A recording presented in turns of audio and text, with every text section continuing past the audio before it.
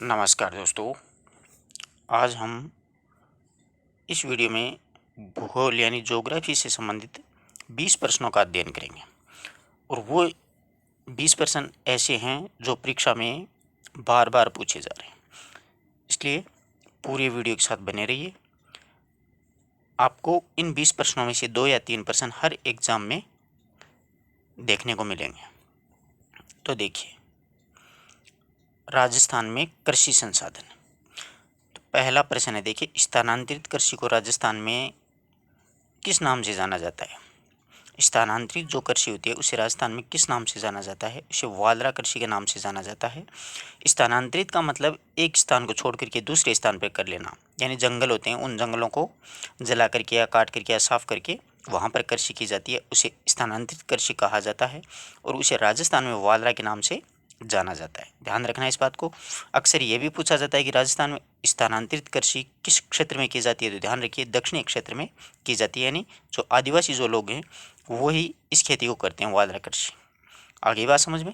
तो स्थानांतरित कृषि को राजस्थान में वालरा खेती के नाम से जाना जाता है। राजस्थान के लोगों का मुख्य व्यवसाय क्या है? तो ध्यान रखिए, राजस्थान के लोगों का मुख्य व्यवसाय क्या है? कृषि है। राजस्थान का नागपुर किसे कहते हैं? राजस्थान का नागपुर झालावाड़ को कहते हैं, संतरे की पैदावार के कारण। ये तीनों ही प्रश्न बहुत बार परीक्षा में पूछे जाते हैं। तो राजस्थान का नागपुर क्या है? झालावाड़। जितने भी जिले हैं जिनके उपनाम हैं उनको अच्छे से याद रखना, एक ना एक उपनाम अक्सर एग्जाम्स में पूछा जाता है। राजस्थान में कपास सर्वाधिक कहाँ उत्पादन होता है? तो कपास का उत्पादन सबसे ज़्यादा हनुमानगढ़ में होता है। ध्यान रखना इसका। किसमें? हनुमानगढ़ में। यह प्रश्न बहुत बार पूछा जाता है। Central arid zone research institute यानी काजरी कहाँ स्थित है? बहुत बार पूछा जाता है। काजरी और आफरी, ये दोनों जो संस्थाएं हैं दोनों ही जोधपुर में स्थित हैं। ध्यान रखना, काजरी का मुख्य जो कार्यालय है वो जोधपुर में स्थित है और इनकी शाखाएं जो हैं जैसलमेर, पाली, बीकानेर और गुजरात भुज में है। तो अक्सर परीक्षा में पूछा जाता है कि काजरी जो संस्था है उसका क्षेत्रीय कार्यालय राजस्थान से बाहर कहाँ है? तो ध्यान रखना, भुज में एक कार्यालय और भी है, ये राजस्थान से बाहर है। मुख्य कार्यालय जोधपुर में स्थित है, जैसलमेर में भी है, पाली में भी है, बीकानेर में भी है और एक गुजरात के भुज जिले में भी एक काजरी का कार्यालय है, क्षेत्रीय कार्यालय वो स्थापित किया गया है। और काजरी और आफरी दोनों ही जोधपुर में स्थित है। ठीक है, बहुत बार पूछा जाता है ये प्रश्न। राजस्थान में सरसों उत्पादन में कौन सा स्थान है देश में? राजस्थान का तो प्रथम स्थान है और सरसों अनुसंधान केंद्र है वो शिवर भरतपुर में है, यह भी ध्यान में रखना। बायोडीजल के लिए किस पौधे की खेती की जाती है? तो ये होहोबा जोजोबा होता है, जिसे रतनजोत बोला जाता है। इसका वैज्ञानिक नाम होता है जेट्रोफा, रतनजोत जेट्रोफा नाम है। वो बायोडीजल के लिए इस पौधे की खेती की जाती है। आगे देखिए, क्षेत्रफल की दृष्टि से राजस्थान का सबसे बड़ा कृषि जलवायु खंड कौन सा है? क्षेत्रफल की दृष्टि से तो सबसे बड़ा शुष्क पश्चिमी मैदानी क्षेत्र यानी पश्चिमी मैदानी क्षेत्र है, जैसलमेर, बाड़मेर, बीकानेर, यह क्षेत्र है चूरू, ये सबसे बड़ा है। राजस्थान में सर्वाधिक मसाले कहाँ उत्पादित होते हैं? तो बारां में होते हैं। स्पाइस पार्क मसाला उद्यान कहाँ है? बहुत बार पूछा जाता है। मसाला उद्यान रामगंज मंडी कोटा में स्थित है। ये दूसरा है वो जोधपुर में है। तो पहला है वो रामगंज मंडी कोटा है, दूसरा जोधपुर में मसाला पार्क यानी स्पाइस पार्क स्थित है, मसाला उद्यान। नेक्स्ट देखिए, राजस्थान में भूमि के कटाव को रोकने के लिए प्राथमिक भू परिष्करण में की कौन सी क्रिया उपयुक्त है? भूमि के कटाव को रोकने के लिए, जैसे बरसात होती है तो उसके साथ साथ भूमि का कटाव होता है, उसे रोकने के लिए पहला साधन जो मेड़बंदी होती है, अपन बाढ़ बना देते हैं बड़ी बड़ी, उसके कारण तो जल आगे नहीं जा सकता है, जिससे वो भूमि का कटाव है वो रुक जाता है। तो क्या कहलाता है? वो मेड़बंदी पहला उपयुक्त साधन है अपने पास में। राजस्थान में मानसून का जुआ किसे कहते हैं? बहुत बार पूछा जाता है। तो कृषि को मानसून का जुआ कहा जाता है। राज्य में प्रचलित जोतों की संख्या कितनी है? राज्य में प्रचलित जोतों की संख्या 76.5 लाख है, जिसमें 40% जोत हैं वो सीमांत हैं। राज्य में देश का कितना प्रतिशत कृषि क्षेत्र का है?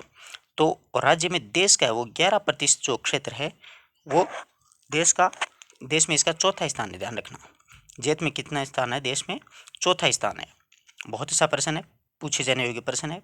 11% जो भूमि है वो कृषि योग्य है, देश में चौथा स्थान है। राज्य में भौगोलिक परिस्थितियों के अनुसार राज्य में कृषि का कौन सा प्रकार सर्वाधिक उपयुक्त है? तो शुष्क और बोरानी खेती होती है वो सबसे उपयुक्त है, क्योंकि अपने यहाँ पर बरसात है वो बहुत ही कम होती है। वादरा खेती मुख्यतः होती है, मैंने पहले ही बताया था आपको, दक्षिणी अरावली क्षेत्र में आदिवासियों के द्वारा की जाती है। इसे वादरा खेती या स्थानांतरित कृषि कहा जाता है। राज्य में बोए गए क्षेत्र की दृष्टि से मुख्य खाद्यान्न फसल कौन सी है? तो सबसे ज़्यादा मुख्य खाद्यान्न फसल है वो बाजरा ही है, क्योंकि सबसे बड़ा कृषि क्षेत्र है वो पश्चिमी मरुस्थलीय क्षेत्र, मैदानी क्षेत्र है वो है, तो उसमें ज़्यादातर बाजरा ही बोया जाता है। राष्ट्रीय तिलहन संघ विकास योजना का प्रारंभ कब हुआ? अच्छा प्रश्न है ये। 1985 और 86 में राष्ट्रीय तिलहन संघ विकास योजना का प्रारंभ हुआ था। राज्य में कृषि क्षेत्र में मुख्यतः समस्या क्या है? मुख्यतः अपनी जो राज्य की भूमि है इसमें कृषि करने की मुख्य समस्या भूमि का लवणीकरण और क्षारीय होना, यानी यहाँ पर क्या है कि लवण है, अपने यहाँ पर पानी में लवण है, तो भूमि में लवणीकरण और क्षारीयता का होने के कारण अपने यहाँ पर कृषि होती है वो कम हो पाती है। अच्छी जो खेती होती है वो नकदी जिस खेती को बोला जाता है, जैसे कपास है, गन्ना है, जूट है, वो अपने यहाँ पर खेती नहीं हो पाती है। इसका मुख्य कारण यही है, भूमि का लवणीकरण और क्षारीय होना। राज्य में कुल कृषि जलवायु जोन कितने? अच्छा प्रश्न है। राज्य में कृषि जलवायु जोन है वो 10 हैं, परंतु कृषि जलवायु प्रदेश अगर पूछ ले तो 9 है। कृषि जलवायु प्रदेश 9 हैं और जोन अगर पूछ लेगा तो 10 हैं। ये बात बहुत महत्वपूर्ण परीक्षा में पूछे जाने योग्य प्रश्न है, ध्यान रखना इस बात का। जलवायु जोन पूछेगा तो 10 होंगे और जलवायु प्रदेश पूछेगा तो 9 होंगे। प्रदेश 9 होंगे, जोन 10 होंगे। ठीक है, इसी प्रकार अपन 20 प्रश्नों का और अध्ययन करेंगे। राजस्थान के भौतिक प्रदेशों परिचय। भौतिक प्रदेश अपने कैसे हैं? तो पलाया झीलें राजस्थान में किस प्रदेश में? बहुत बार पूछा जाता है। पलाया झीलें वो राजस्थान के थार के मरुस्थल में, ये पल्लीवाल ब्राह्मणों के द्वारा जल संरक्षण की प्राचीन एक विधि थी। क्या है कि बरसात का पानी इकट्ठा कर लिया जाता था चारों ओर मेड़बंदी बना करके, और उसके बीच में जो है वो पानी इकट्ठा किया जाता था, उसे क्या बोला जाता था? पलाया झीलें कहा जाता था। तो पलाया झील राजस्थान के थार के मरुस्थल में स्थित है। यह पल्लीवाल ब्राह्मणों की देन मानी जाती है। राजस्थान के किस प्रदेश को बांगर कहा जाता है? बहुत बार पूछा जाता है, राजस्थान में किस प्रदेश को बांगर? तो शेखावाटी प्रदेश को बांगर कहा जाता है। राजस्थान का कौन सा भौतिक प्रदेश प्राचीनतम है? तो भौतिक प्रदेश प्राचीनतम, ध्यान रखना, अरावली प्रदेश है, ये राजस्थान का ही नहीं है बल्कि विश्व का भी प्राचीनतम पर्वत माना जाता है अरावली। तो राजस्थान का सबसे प्राचीनतम भौतिक प्रदेश जो है वो अरावली पर्वतीय प्रदेश है, सबसे प्राचीन। सिरोही क्षेत्र में पहाड़ियों को स्थानीय भाषा में क्या कहा जाता है? बहुत बार पूछा जाता है, तो भाकर कहा जाता है। ध्यान रखना, सिरोही क्षेत्र में पहाड़ियों को क्या कहा जाता है? भाकर कहा जाता है। ये उबड़ खुबड़ कटक पहाड़ियाँ होती हैं, कहीं पर मैदान आ जाता है थोड़ा सा, फिर उबड़ खाबड़ होती है, बीच में उठी उठी उठी उठी ऐसे कटक पहाड़ियाँ होती हैं। बांसवाड़ा डूंगरपुर का के मध्य का भूभाग क्या कहलाता है? मेवल कहलाता है। क्या कहलाता है? मेवल। 2-3 बार पूछा गया प्रश्न है। संरचनात्मक दृष्टि से अरावली का रचनाक्रम क्या है? यानी लगातार वो किस प्रकार से? तो अरावली का क्रम वो अरब सागर से लेकर दिल्ली तक लगातार छोटे छोटे छोटे छोटे रूपों में अपने को देखने को मिलती है। तो अंतिम छोर जो है वो दिल्ली में है, रायसीन की पहाड़ियाँ। संसद भवन जो बना हुआ राष्ट्रपति भवन। पश्चिमी राजस्थान के रेतीली मैदानों का कितना प्रतिशत क्षेत्र बालू का स्तूप मुक्त है? तो 41.5% जो है वो बालू का स्तूपों से मुक्त है, 41.5, जबकि 60 पॉइंट कुछ क्षेत्र पर हैं वो बालू का स्तूप ही देखने को मिलते हैं पश्चिमी राजस्थान में। यहाँ पर जनसंख्या वो 40% निवास करती है। सबसे घनी आबादी वाला जो रेगिस्तान माना जाता है वो थार का मरुस्थलीय है। राजस्थान के किस जिले का आकार कुछ कुछ अर्धचंद्राकार अथवा प्याले के जैसा है? ये जिलों की जो आकृति है ना, उनका प्रश्न एकाधारे परीक्षा में पूछा जाता है, तो ध्यान रखिए अर्धचंद्राकार या प्याले की आकृति का वो सीकर जिले का है। किसका है? सीकर जिले का है। आप नक्शा देख लीजिए, सीकर जिले का आकार है वो इस प्रकार से ही है। ठीक है ना। राजस्थान के दक्षिणी भूभाग किस नाम से जाना जाता है? तो दक्षिणी भूभाग को वागड़ के नाम से जाना जाता है, जबकि शेखावाटी है उसको बांगर के नाम से जाना जाता है। ये दोनों शब्द बड़ी कंफ्यूज करते हैं। शेखावाटी बांगर होगा, जबकि दक्षिणी यानी डूंगरपुर बांसवाड़ा का क्षेत्र वो वागड़ होगा।